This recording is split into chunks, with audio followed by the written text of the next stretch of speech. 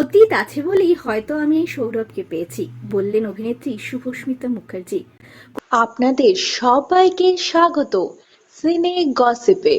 কয়েক মাস ধরে তাদের সম্পর্ক নিয়ে টলিপাড়ায় বেশ জল্পনা ছিল। দুজনে নিজেদের সম্পর্ককে আড়ালেই রেখেছেন। অবশ্য এবার অভিনেত্রী শুভস্মিতা নিজেদের আশীর্বাদের খবর নিজেই আনলেন প্রকাশ্যে। সামাজিক মাধ্যমে একগুচ্ছ ছবি শেয়ার করে জানালেন তারা এঙ্গেজ হয়েছেন।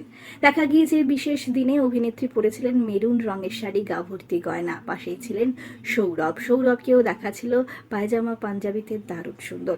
দুজনের বিভিন্ন মিষ্টি মুহূর্ত এসেছে প্রকাশ্যে। তবে কয়েক মাস ধরে এত লুকোচুরি কেন? এই বিষয়ে একটি জনপ্রিয় সংবাদ মাধ্যমে অভিনেত্রী জানিয়েছেন, একজনকে ভালোবেসেছি, প্রেম তো উদযাপন করা উচিত, আর লুকোছুপি করে চলতে পারছি না, তাই দিয়ে দিল। ননদের দেওয়া শাড়িতেই সেজে উঠেছিলেন অভিনেত্রী, আর নতুন জামাইকে পোশাক পছন্দ করে দিয়েছিলেন তার হবু শাশুড়ি মা। শুভস্মিতা জানান, আমি নতুন মা পেলাম, এটাই বড় প্রাপ্তি।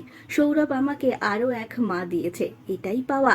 সৌরভের অতীত নিয়ে কাটাছেঁড়া নেহাত কম হয়নি। মধুমিতা সরকারের সঙ্গে বিয়ে, তার সঙ্গে বিয়ে ভাঙা, এ নিয়ে আলোচনা হয়েছে বিস্তর।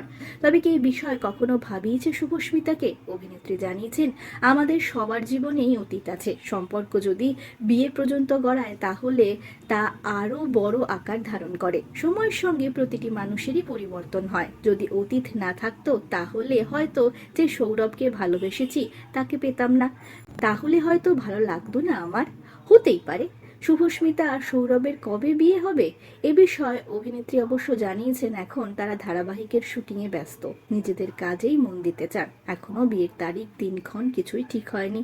তবে রেজিস্ট্রির দিনক্ষণ দেখা হচ্ছে, সঠিক দিনে সঠিক সময়ে তাদের চার হাত এক হয়ে যাবে। শুভস্মিতা আর সৌরভের জন্য রইল অনেক অনেক শুভেচ্ছা, অনেক শুভকামনা তাদের নতুন জীবনের জন্য। আমরা হলাম সিনে গসিপ। জুড়ে থাকুন আমাদের সঙ্গে, সাবস্ক্রাইব করুন আমাদের এই ইউটিউব চ্যানেলটি।